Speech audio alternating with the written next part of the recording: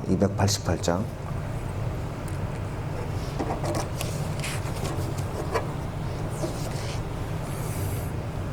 예수를 나의 구주 삼고 성령과 피로써 거듭나니 이 세상에서 내 영혼이 하늘의 영광 누리노라.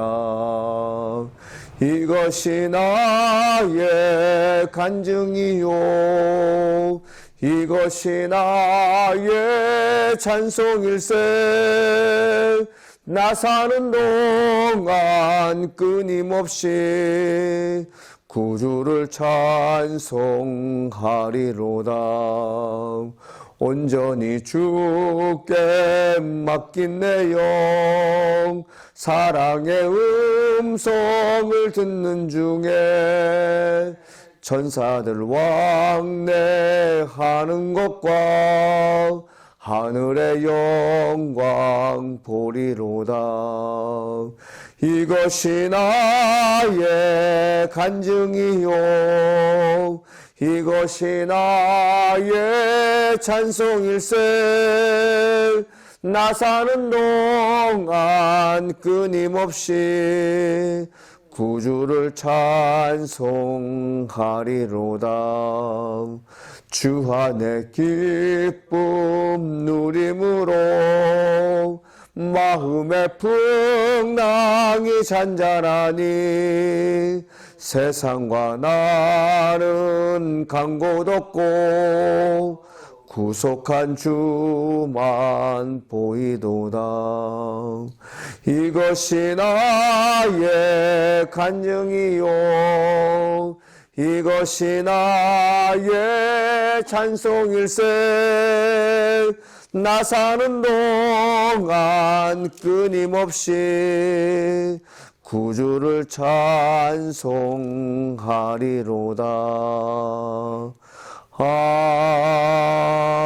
아멘. 287장 찬양하시겠습니다. 찬송가 287장. 예수 앞에 나오면 제사함 받으며 주의 품에 안기어 편히 쉬리라. 우리 주만 믿으면 모두 구원 얻으며 영생복 낙멸유관 확실히 받겠네. 예수 앞에 나와서 은총을 받으며 마음의 기쁨 넘치어 감사하리라. 우리 주만 믿으면 모두 구원 얻으며 영생복 낙멸유관 확실히 받겠네. 예수 앞에 설 때에 흰 옷을 입으며 밝고 빛난 내 집에 길이 살리라.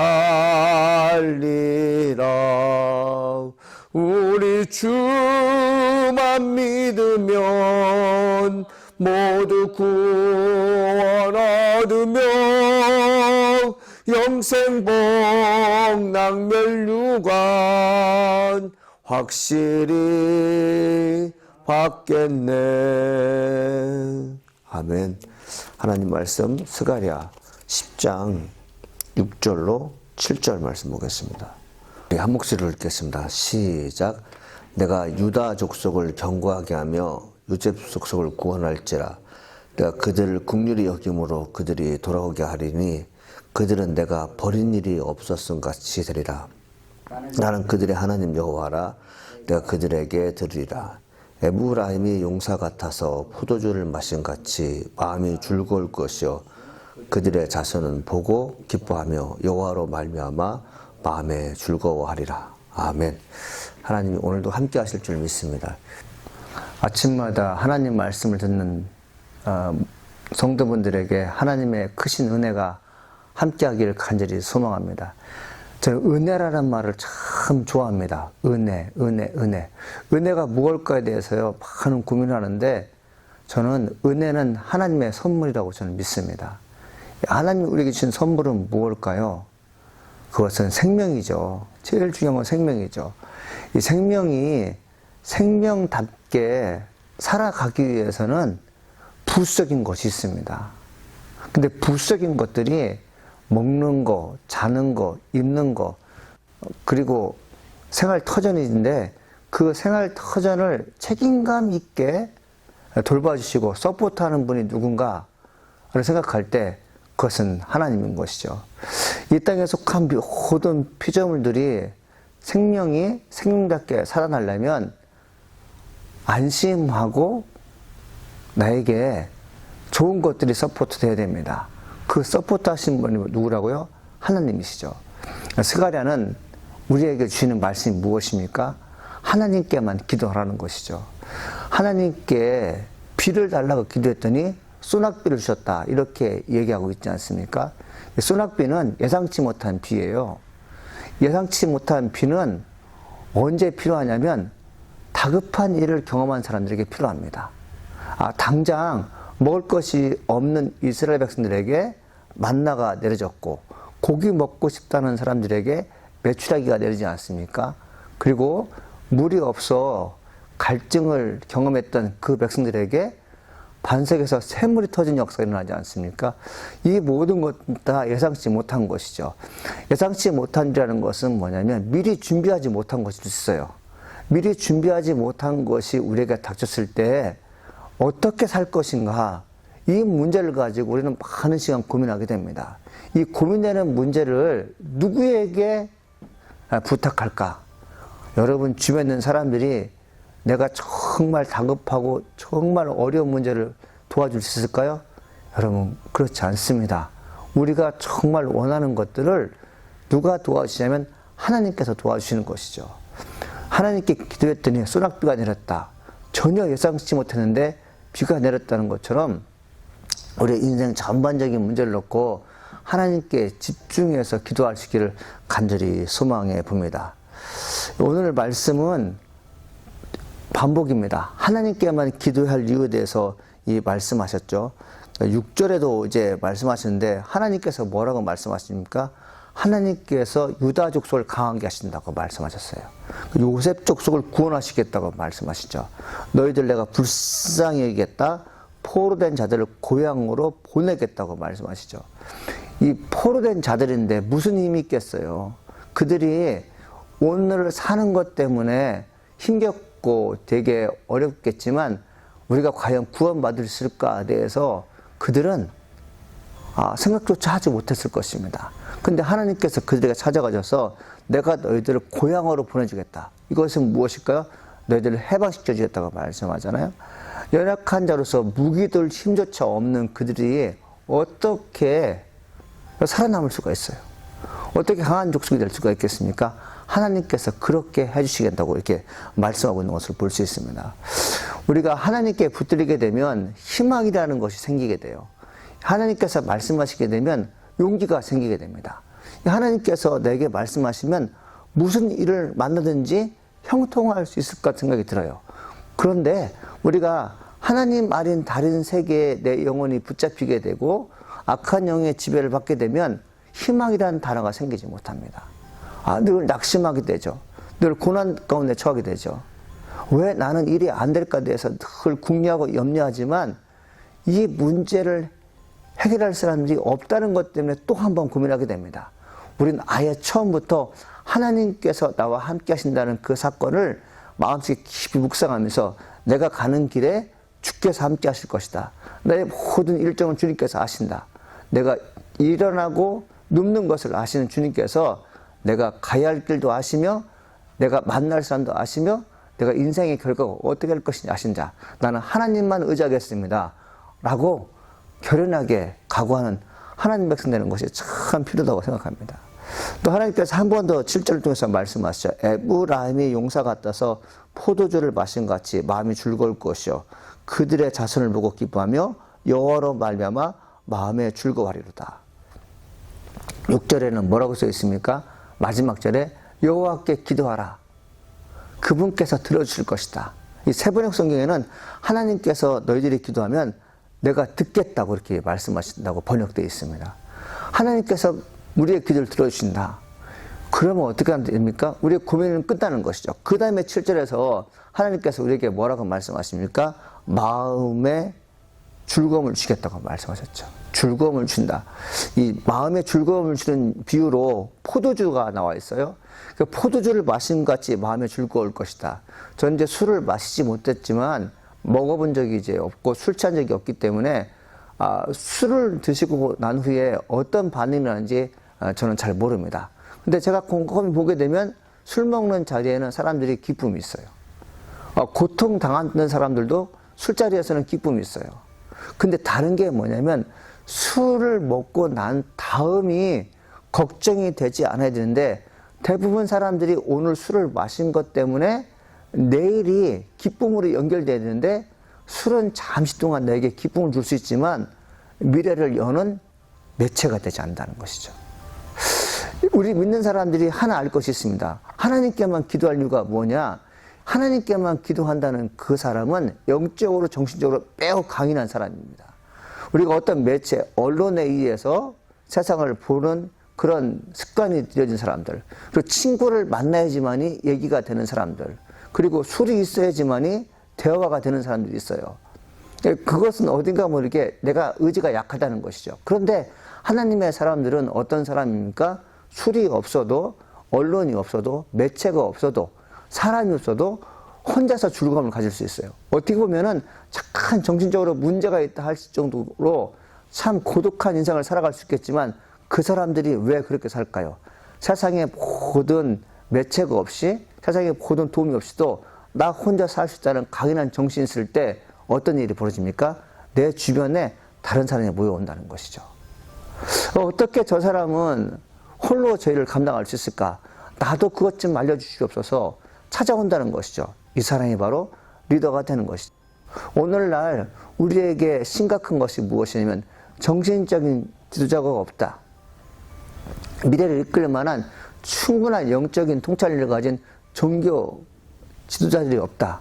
여러분 왜 그럴까요? 이것은 다분히 우리가 하나님의 사람으로서 하나님과 단독적으로 만나서 일을 처리하는 그런 과제가 없었기 때문에 그렇습니다.